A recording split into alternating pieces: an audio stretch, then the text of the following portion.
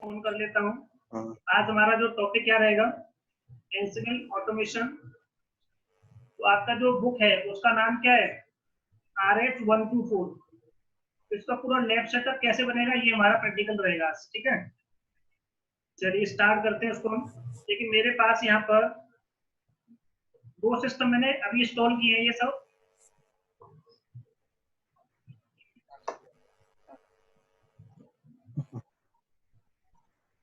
ये देखिए fresh machine आपकी मैंने रोस्ट इधर मैंने इंस्टॉल किया हुआ है, और ये आपका कंट्रोल नोड, ये देखिए इसका नाम कंट्रोल नोड, इसका नाम मैनेजर, वो मेरे पास पीसी है। तो सबसे पहले स्टेप बाय स्टेप क्या क्या स्टेप्स आप इसमें यूज करोगे लैब अगर आपको क्रिएट करनी है तो, ठीक है जी। तो हमें ये देखना है इसमें। तो चलिए स्टार्ट कर लेते हैं इसको हम।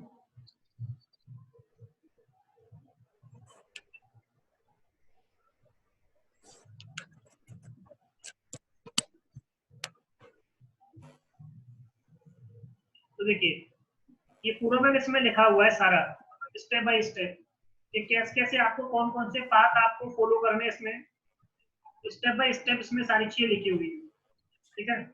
तो हमें जब आपको लैब पूरी क्रिएट करनी है, अगर आपको कंट्रोल नोड क्रिएट करना है तो कंट्रोल नोड कैसे बनाओगे, मैनेज होस्ट अगर आपको क्रिएट करना है तो मैनेज होस्ट कैसे बनाओगे आप। तो स्टेप बाय स्टेप ये सारे काम करने पड़ेंगे आपको उसमें, तभी जा करके आपकी एंसिबल ऑटोमेशन की पूरी लैब बन पाएगी, ठीक है। इसमें स्टेप बाय स्टेप देखिए सारे स्टेप्स हैं इसमें, अगर कोई भूल जाता है तो मैंने सारे स्टेप्स इसमें लिखे हुए हैं, ठीक है। तो देखिए सबको पता है कि आईपी कैसे देते हैं सिस्टम के अंदर, होस्ट नेम कैसे देते हैं, यहाँ तक कोई दिक्कत नहीं होनी चाहिए, हम कैसे बनाते हैं यहाँ तक भी कोई दिक्कत नहीं होनी चाहिए। आपका जो मेन काम बचेगा जो यहाँ से यहाँ तक रहेगा आपका, ठीक है। तो ये सारा का जो सारा स्टेप बाय स्टेप जो प्रोसेस रहेगा वो हम कैसे कैसे फॉलो करेंगे ये आपको आज मैं आपको बताता हूँ। जिसको जो दिक्कत हो उसे पूछते रहना, ठीक है। इसलिए अभी मैं सबका म्यूट कर रहा हूँ, तो जब भी किसी को कोई क्वेश्चन पूछना है तो आप मुझसे पूछ लेना, इसलिए सबको मैं म्यूट कर रहा हूँ। तो जब क्वेश्चन पूछोगे तो अपना ऑन कर लेना उसको। चलो देखो, तो सबसे पहला काम क्या है, हमें आईपी देना अपने सिस्टम में। तो देखिए मेरे पास 2 मशीन है, बिल्कुल फ्रेश मशीन मैंने इंस्टॉल की है इसमें, तो बस मैंने इसमें आईपी दे दिया है, बट मैं आपको फिर भी बता दूं कि आईपी आप कैसे देते हो। तो पहला स्टेप हमें सिस्टम में एक आईपी देना है। तो आईपी देने के लिए क्या प्रोसेस यूज करते हैं हम,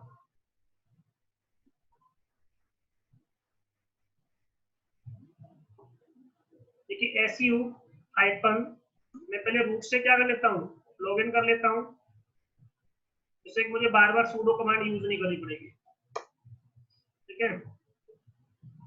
nmcli, देखिए पहले मैं आपको दिखाया था मेरे पास पहले से आईपी है सिस्टम में। तो मेरे सिस्टम के लिए क्या आईपी है, ये देखिए आपको दिख रहा है 200.200.200.100, ये मैंने सिस्टम को आईपी दिया हुआ है।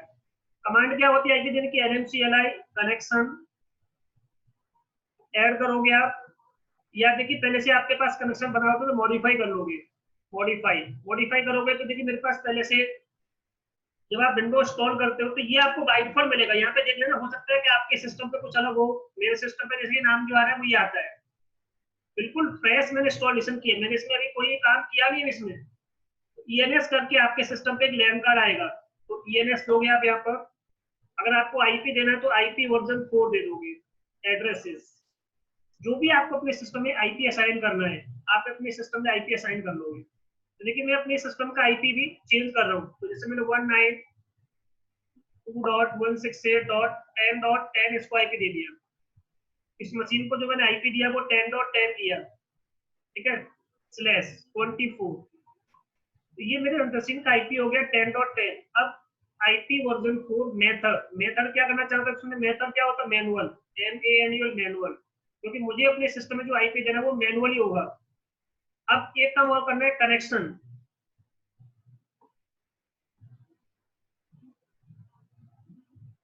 कनेक्शन ऑटो कनेक्ट,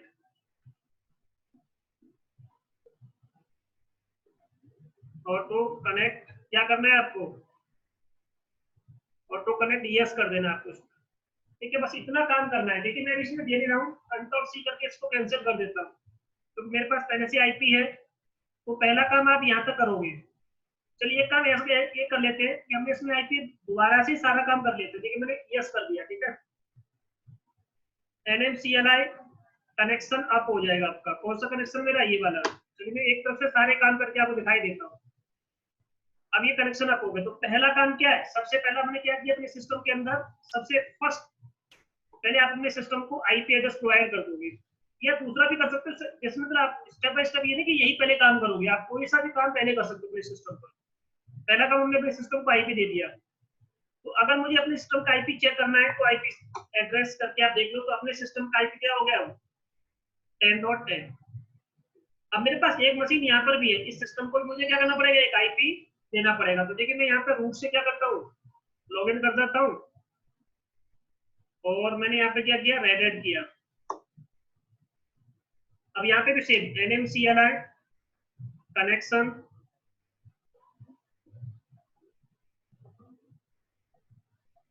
एक काम करता हूँ क्योंकि मैंने इसको पहले से एक आईपी दिया हुआ है, तो मैं इसमें आईपी नहीं देता क्योंकि उसमें टाइम ज्यादा लगेगा, क्योंकि ये ऑटो वाला सपोर्ट नहीं करता।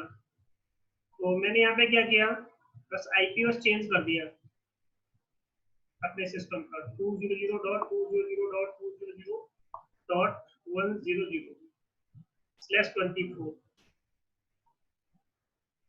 ठीक है जी, ये मैंने अपने सिस्टम को आईपी दे दिया। वही पुराना वाला कनेक्शन फिर आप कर लो अपना। अब किया, और अब आप देखोगे AWR करके तो आ गया। अब देखिए मैं पिंग कर रहा हूँ, दूसरी मशीन का पहले से आईपी है 200.200.200.101। ये इसका पहले से आईपी है, इसका पहले से। तो देखिए उससे कनेक्टिविटी मेरी दिख रही है। तो पहला काम किया कि हमने आईपी दे दिया। अब दूसरा काम मुझे स्टार्ट करना है। दूसरा काम मुझे क्या स्टार्ट करना है? अपने सिस्टम को एक होस्ट नेम देना है। तो सबको पता है कि सिस्टम को होस्ट नेम कैसे दिया जाता है। तो कमांड होती है होस्ट नेम CTN। तो मैंने इसमें दिया, मेरे सिस्टम का पहले से होस्ट नेम है कंट्रोल नोड, तो मैंने कहा सेट होस्ट नेम। मैंने उसको दे दिया WOR के work STAPION work station .example.com। तो मैंने अपने सिस्टम को आईपी क्या दिया, नाम क्या दिया इसका? Work station. ये क्या हो जाएगा? इसका डोमेन नेम हो जाएगा .example.com। आपने सेट कर दिया, ठीक है। अब आपके सिस्टम का होस्ट नेम क्या हो गया? अब आप चाहो तो अपना चेक कर सकते हो, होस्ट नेम CTL करके, होस्ट नेम CTL करके चेक करोगे तो आपके सिस्टम का होस्ट नेम आपको दिख जाएगा, ठीक है। तो दो काम हो गए। तीसरा काम क्या है? आपको जो एंट्री है होस्ट फाइल में एंट्री डालते हैं। तो मुझे कोई बता सकता है कि हम होस्ट फाइल में एंट्री क्यों डालते हैं? मुझे जो एंट्री है वो अपनी होस्ट फाइल में क्यों रखनी है? दोबारा से मैं इसमें एक्सेस करता हूँ, तो यहाँ पे मेरे पीसी का नाम आ जाएगा, ठीक है ना। इसलिए तो होस्ट फाइल में एंट्री क्यों करते हैं, कौन बताएगा? जल्दी से बताइए जिसको पता हो। /etc के अंदर एक फाइल होती है होस्ट करके, यहाँ पे मैं अपने पीसी और उसका क्या क्या आईपी है, ये इसमें मुझे एंट्री डालनी है। इस एंट्री का यूज क्या होता है, कोई बताएगा मुझे? कितने लोग हैं अभी? कौन बताएगा? मैं तो देखता हूँ, श्रद्धा, आशुतोष और दीपक। बताओ बेटा, सब बताओ सब, कि होस्ट फाइल में एंट्री क्यों देते हैं? बताइए जल्दी से। आप लोगों की DNS बात नहीं आ रही, बोलो बोलो। DNS की एंट्री चेक करने के लिए। नहीं, DNS तो देखिए एंट्री, DNS की एंट्री तो अलग होती है आपकी। मैं कह रहा हूँ कि होस्ट फाइल में एंट्री हम क्यों देते हैं? मेरा क्वेश्चन है, होस्ट जो फाइल होती है इसमें हमें अपने पीसी की एंट्री और अपना आईपी देना है, तो ये क्यों देते हैं? आपको थोड़ा सा इंप्रूव करना है उसको। DNS की एंट्री चेक करने के लिए नहीं होती, कुछ और होता है, थोड़ा सा चेंज करना है आपको उसमें। बताइए।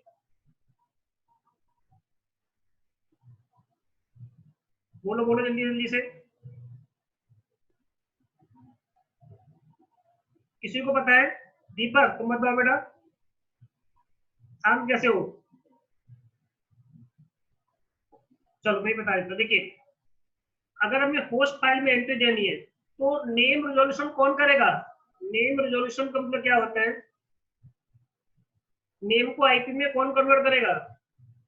नेम रिजोल्यूशन करने के लिए, इट मींस अगर कोई पर्टिकुलर नेम है, नेम टू आईपी कन्वर्ट कौन करता है?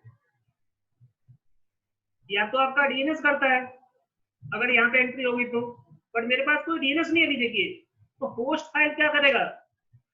आपका नेम को आईपी में कन्वर्ट करने के लिए, मतलब नेम रिजोल्यूशन कराने के लिए हम होस्ट फाइल में एंट्री करते हैं। जैसे कि एज अ डीएनएस आपका नेम रिजोल्यूशन करने के लिए होस्ट फाइल आपकी होती है, तो होस्ट फाइल होती है नेम रिजोल्यूशन कन्वर्ट करने के लिए, क्योंकि सेम जो काम डीएनएस करता है, डीएनएस भी यही करता है, आपका नेम को आईपी में कन्वर्ट करते हो। मेरे पास डीएनएस तो भी है नहीं, तो मेरे पास डीएनएस नहीं होगा तो मेरा नेम रिजोल्यूशन कौन कराएगा? तो होस्ट फाइल आपका लोकली आपके सिस्टम का नेम रिजोल्यूशन करा देगा।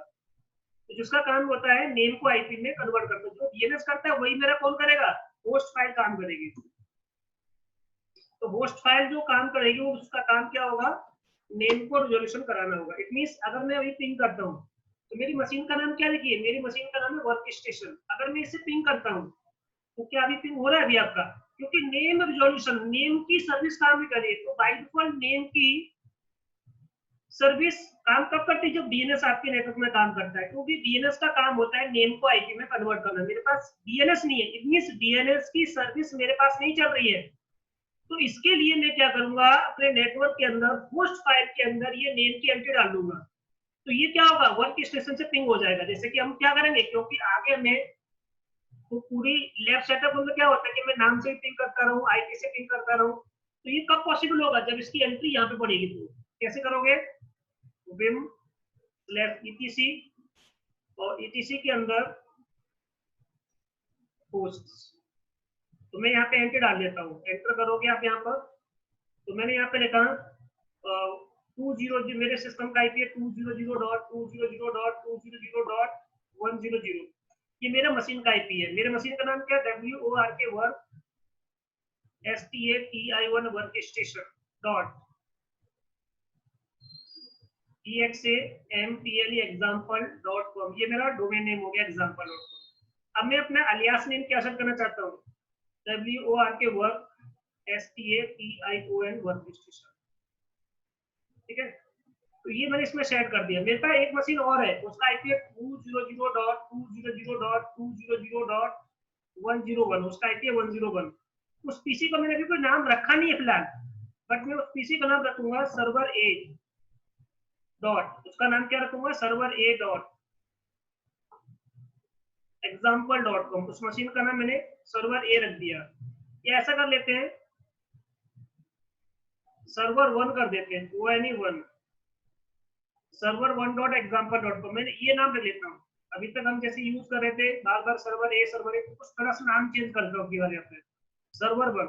तो कौन कौन से सिस्टम को आप सर्वर के रूप में यूज करना चाहते हो? इट मींस इसका नाम क्या बन जाएगा? मैनेज होस्ट हो जाएगा आपका। तो यहाँ पे मैं दे दिया इसका सर्वर 1,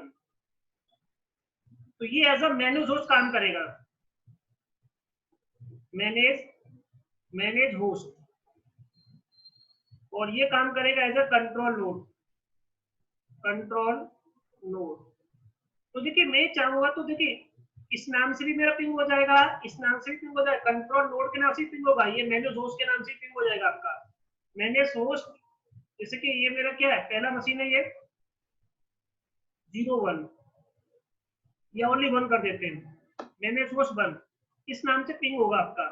तो जिस तरह से भी आपको जो नाम रखना है, तो फिलहाल मैंने ओनली इसका मैनेज होस्ट नाम रखा है, इसका नाम कंट्रोल नोड, ये वर्क स्टेशन मशीन होगी, ये आपकी सर्वर 1 मशीन होगी। तो जो भी आप नाम रखना चाहो अपना नाम रख लो यहाँ पर, ठीक है। राइट हैंड क्लिक करके एग्जिट कर दो। देखिए अब मैं पिंग कर रहा हूँ। अब देखिए मेरे पास क्या है कि मैं इसमें जो एंट्री की है, अच्छा मुझे लग रहा है कि शायद मैं इसको ना पूरा कॉपी कर लेता हूँ एक बार, इसमें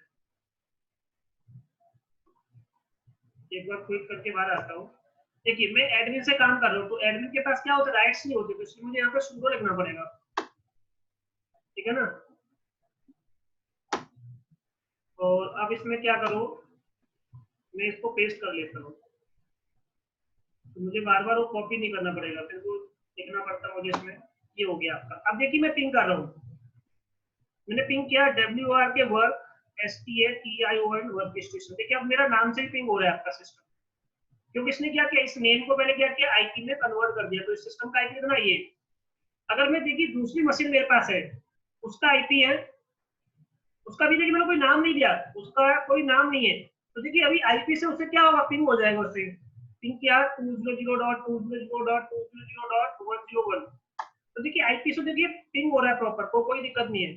बट जैसे कि मैंने उसमें नाम दे दिया था सर्वर 1, अगर मैं सर्वर 1 से पिंग करता हूं तो अभी नहीं होगा, क्योंकि ये एंट्री मेरे सिस्टम पर तो है, उसके सिस्टम पर नहीं है अभी, वो अभी पिंग नहीं होगा फिलहाल।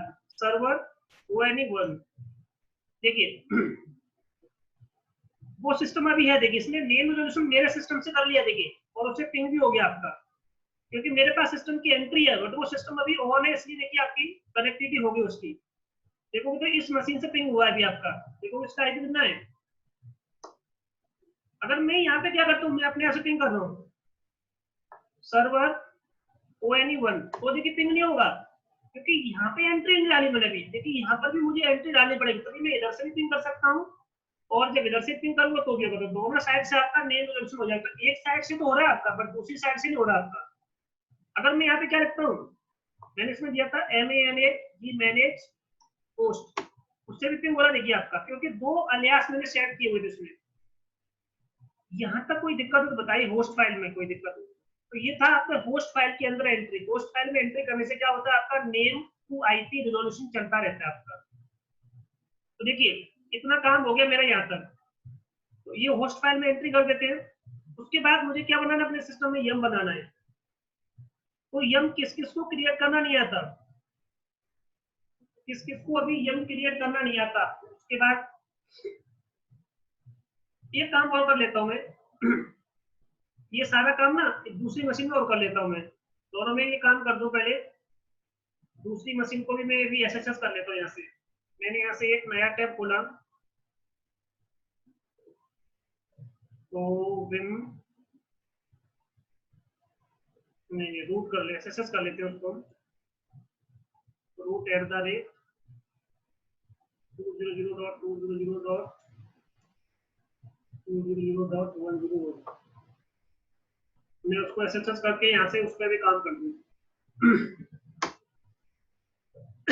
देखिए इसमें होस्ट नेम पहले से है, मैं IP पहले से बस होस्ट नेम देना है, होस्ट नेम देना है इसमें। Host name CPL set host name host name, host name अच्छा इसमें पूरा नहीं आएगा, तो इसका नाम रखा था सर्वर 1, सर्वर 1 एक ले रहा है, ठीक है। 1.example.com, देखिए इसका ये मैंने सेट कर दिया। देखिए आगे आपका इस पीसी का नाम चेंज कर दिया, पहला काम हो गया। अब इसकी होस्ट फाइल में और एंट्री डाल देते हैं, vim/etc होस्ट फाइल। देखिए इसमें विम का पैकेज इंस्टॉल नहीं, ठीक है ना, तो भी देखिए क्योंकि मैंने इसमें बस ओनली कमांड लाइन वाला इंस्टॉल किया था, इसलिए इसमें वो पैकेज इंस्टॉल नहीं है अभी। इसमें एंट्री डाल दो 200.200.200.100, सॉरी 100, देन WR के वर्क STATION वर्क स्टेशन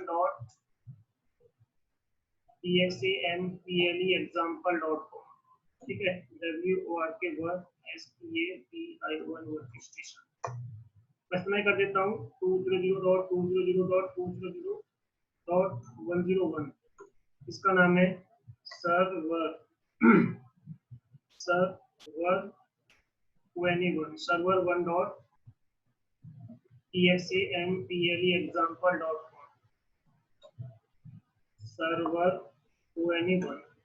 ठीक है जी। और इसको मैंने सेव कर दिया। अब मैं देखिए पिंग कर रहा हूँ, इससे पिंग कर रहा हूँ, सर्वर 1 से पिंग कर रहा हूँ, देखिए पिंग प्रॉपर हो रहा है इधर से। अब दोनों साइड से आपका नेम रिजोल्यूशन हो रहा है, कंट्रोल सी। अगर मैं यहाँ पे क्या लिखता हूँ, वर्क स्टेशन लिखता हूँ, तो वर्क स्टेशन से पिंग हो जाएगा, WRK work STATI work station. देखिए दोनों काम हो रहे हैं आपके यहाँ से। चलिए, तो देखिए अभी तक हमने इतना काम दोनों मशीन पे कर लिया। अब मुझे क्या करना है, इस मशीन पे अगर मैं देखता हूँ यम रेपो लिस्ट, मेरे पास अभी कोई यम नहीं बना हुआ, तो नीचे लिखा है not root subscription manager repository not, इसमें कोई अभी रेपोजिटरी नहीं है। अगर मैं यहाँ पे एक काम करता हूँ, मैं SU करके हाइफन रूट से आ जाता हूँ, बार बार मैं क्या इसमें बार बार सुडो लिखूंगा। देखिए ये मेरे पास work station machine, server 1 machine, 2 machine होगी मेरे पास यहाँ पर। अब मैं यहाँ पे चेक कर लेता हूँ,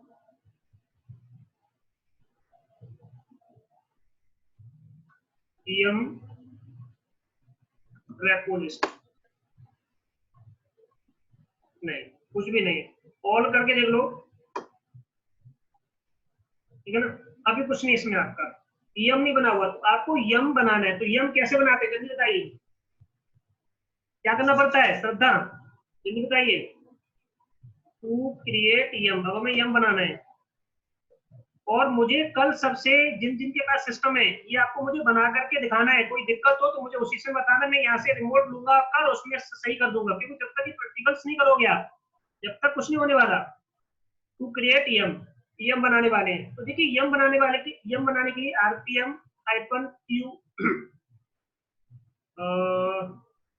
DF-HT आपके पास CD होनी चाहिए, मतलब आपके पास क्या होनी चाहिए, DVD होनी चाहिए। तो देखिए मेरे पास ये मीडिया पहले से पड़ा हुआ है, ये मीडिया होने चाहिए, और कुछ आपको एक्स्ट्रा पैकेज इंटरनेट से डाउनलोड करने पड़ेंगे, बट आपको वो डाउनलोड नहीं करने, मैं आपको दे दूंगा उनको, इसको लिंक कर दूंगा, तो आप उसको डाउनलोड कर लेना। मैं एक लिंक शेयर करूंगा, वहां पर वो पैकेज है, वहां से उन पैकेज को आप डाउनलोड कर लेना, मैं दे दूंगा आपको। तो देखिए मैंने पहले से ही अपने पास कॉपी करके रखे हुए हैं, DVD के अंदर मैंने DVD के अंदर सारे पैकेज डाल दिए। तो देखिए यम पहले जब हम क्रिएट करते थे तो एक्सट्रीम और बेस ओएस के लिए करते थे, इसमें क्या होता है आपके पैकेज पड़े होते हैं, और कुछ जो एक्स्ट्रा पैकेज है एनसिबिल के वो यहाँ पड़े हुए हैं, और कुछ और एक्स्ट्रा पैकेज मेरे पास यहाँ पड़े हुए हैं। तो फिलहाल अभी आपको बस मैं ओनली एक बताता हूँ कि अगर मैं यहाँ पे क्या करता हूँ, यम करता हूँ, इंस्टॉल करता हूँ और एनसिबल करता हूँ, तो देखिए मैं इसको पैकेज को इंस्टॉल नहीं कर पाऊंगा, मेरे पास कोई अभी रेपोजिटरी नहीं है। तो देखिए एरर आ गया आपका कि मेरे पास कोई भी पैकेज नहीं है। तो अब आपको इसमें क्या करना है, रेपो फाइल बनानी है। तो रेपो फाइल बनाते हैं CD/etc के अंदर yum.repos.d के अंदर आप आ जाओ, ls करोगे या खाली मिलेगा, तो विम करके कोई भी नाम दे दो। सपोज जैसे कि मैं पहले से नाम देता आ रहा हूँ server.repo, ये बन गया आपका। जितना मैं अभी आपको बता रहा हूँ ये सब मैं आपको पहले ऐसे वन में बता चुका हूँ, वही चीज दोबारा फिर बता रहा हूँ आपको, एक बार देख लो कैसे बनेगा आपका, किसको नहीं पता तो इसका नाम रखेंगे बेस ओएस, क्योंकि ये तो बिल्कुल सेम वैसे ही बनेगा, क्योंकि ये भी हमें क्रिएट करना पड़ेगा। इसका नेम लिख दोगे, नेम इक्वल टू, मैं इसमें कोई भी नाम दे दिए, यम सर्वर, एक लोकल यम सर्वर बना रहे हैं, लोकल बना रहे हैं हम, लोकल यम कोई भी नाम दे दो, सर्वर फॉर बेस ओएस। अब यहाँ पे बेस यूआरएल डाल दो आप, बेस यूआरएल, बेस यूआरएल क्या आपका फाइल, क्योंकि हम लोकल बना रहे हैं तो इसलिए फाइल लिखेंगे, कोलन 3 बार स्लैश लगाओगे।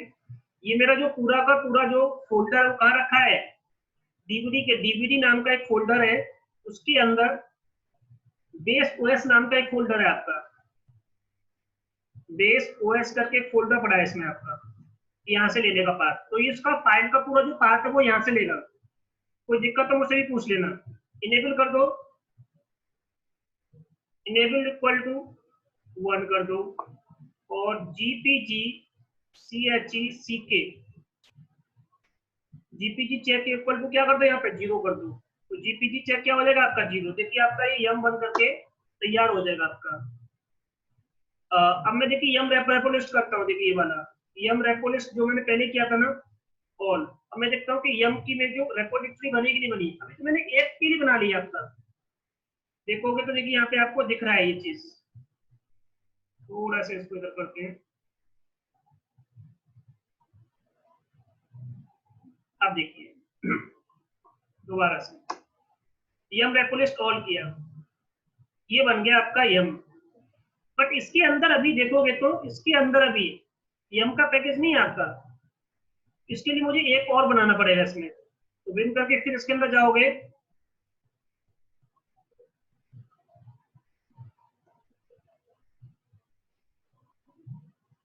ये टोटल 5 लाइन है। मैं इनको पहले कॉपी कर लेता हूँ। 5yy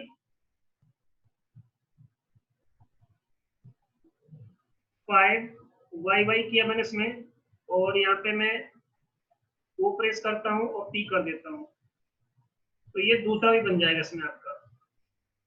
ये किसके लिए बनेगा आपका दूसरा फोल्डर जो उसके अंदर है एक और, ये किसके लिए एक्सट्रीम, APPSTREAM एक्सट्रीम। तो यहाँ लिख दोगे एक्सट्रीम, APPSTREAM एक्सट्रीम, और यहाँ भी क्या कर दोगे फोल्डर का पाथ चेंज कर दोगे, APPSTREAM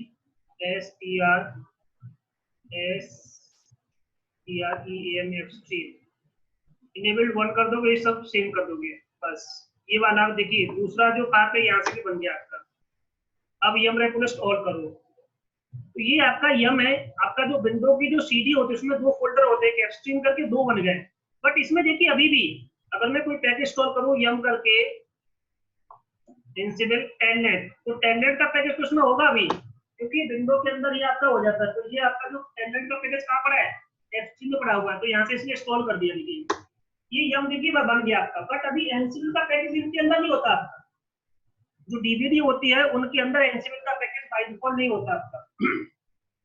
अगर मैं यहाँ पे क्या करता हूँ एनसिबल करता हूँ एनसिबल, तो देखिए एनसिबल का कोई पैकेज नहीं मेरे पास अभी, देखिए क्योंकि बाय डिफॉल्ट जो डीवीडी नाम का फोल्डर है /dvd, तो देखिए मैंने पूरी डीवीडी इसमें कॉपी की हुई है। तो डीवीडी में बाय डिफॉल्ट ये फोल्डर होता है, ये फोल्डर होता है, ये फोल्डर, ये फोल्डर, ये फोल्डर, ये नहीं होते। तो मैंने ये पर्टिकुलर जो पैकेज है ये अलग से डाउनलोड किया हुआ है इंटरनेट से, और इसको यहाँ से क्या किया हुआ है, इसका एक फोल्डर बना दिया है। तो मुझे एक रेपोजिटरी और बनानी पड़ेगी, क्योंकि वो पैकेज आपका यहाँ पड़ा हुआ है आपका। वो पैकेज वो कहाँ पड़ा है आपका, यहाँ पे पड़ा हुआ है आपका। तो यहाँ तो कोई डाउट हो तो बताइए जल्दी से यम बनाने में। ये तो यम मैं आपको पहले बता चुका हूँ ये सारा आज कि यम कैसे बनाते हैं, ऐसे बनाओगे। तो यम इसमें करना कुछ नहीं मुझे, अब ls/dvd बस ये पाथ मुझे चेंज करना है। देखिए ये वाला पाथ, तो डीवीडी के अंदर देखिए ये फोल्डर है आपका, इसके अंदर देखिए पैकेजेस पड़े हुए हैं। ये क्या है, इसके अंदर पैकेजेस पड़े हुए हैं। तो ये क्या एनसिबल का पैकेज इसके अंदर पड़ा हुआ है आपका। अगर देखोगे तो इसके अंदर देखिए एनसिबल का पैकेज पड़ा होगा। देखिए ये पड़ा हुआ आपका एनसिबल का पैकेज, इसके अंदर पड़ा है आपका, इसके अंदर ए के अंदर देखिए ये पड़ा है आपका। ये पैकेज आपको नेट से डाउन, एक ही पैकेज है आपका, बहुत बड़ा कोई वो नहीं है आपका, इसके अंदर पैकेज पड़ा हुआ है। और एक पैकेज इसके अंदर, 2 ही पैकेज है मेरे पास ओनली इसमें। तो एक्स्ट्रा 2 पैकेज है जो आपको नेट से डाउनलोड कर लेने हैं आपको, और इनका बस पाथ आपको इसमें लिख देना है। तो बस मैं क्या करूंगा, ये वाला जो पाथ है इसको कॉपी करके मैं वहां पे बस पेस्ट करना है, बस मुझे इतना बस कॉपी करना है बस मुझे, ये यहाँ से इतना, और सब सेम रहेगा आपका। विन करके server.repo में आप जाइए, और यहाँ पे मैंने क्या किया 5yy कर दिया। यहाँ पे आप आ जाओगे, पी प्रेस करोगे। अब ये यहाँ पे क्या करना है, बस आपको इसका पाथ चेंज कर देना है यहाँ पे, क्योंकि ये जो पैकेज एक्स्ट्रा पैकेज है वो यहाँ पड़े हुए हैं। शिफ्ट करके इंसर्ट कर दिया मैंने इसमें, ये पूरा ले लिया इसमें। तो यहाँ पे बस चेंज कर दो, इसका नाम चेंज कर देता है ANSI एनसिबल, और यहाँ पे भी कर दो एनसिबल 2.8, 2.8 है। एनसिविल का हमारा वर्जन जो हम यूज कर रहे हैं वो कौन सा आपका 2.8 है। यहाँ भी मैं क्या कर देता हूँ, एनसिविल 2.8, बस ये बस इतना कर दो और इसको सेव कर दो। ये आपका देखिए यम बन गया इसके लिए भी। अब देखिए एनसिविल का पैकेज आप इंस्टॉल करो, पैकेज आपका देखिए इंस्टॉल हो रहा है, क्योंकि ये पैकेज कहाँ पड़ा हुआ है आपका, देखिए भी आपको दिखाता हूँ, ये पैकेज आपके देखिए इंस्टॉल हो गया आपका। तो ये देखिए पूरा बन गया आपका, एनसिविल का कंसेप्ट पूरा क्लियर हो गया आपका यहाँ पर, कि पैकेज हमने यहाँ पर इंस्टॉल कर लिया। ठीक है, देखो एक बार मैं दिखाता हूँ आपको, ये पैकेज कहाँ पड़ा है आपका, इसमें से लिया इसने। एक पैकेज और है आपका पास का, एसएसएस पासवर्ड के लिए, ये देखिए। तो ये देखिए ये दो पैकेज यहाँ पड़े आपके, और कुछ पैकेज जो है यहाँ पे ये वाले पैकेज, ये इसने कहाँ से लिए, एफस्ट्रीम से ले लिए। यहाँ पे ये सारे पैकेज एफस्ट्रीम में पड़े हुए हैं आपके। तो ये देखिए इंस्टॉलेशन चल रही है आपकी, एनसिविल की इंस्टॉलेशन देखिए हो रही है। ये पैकेज आपका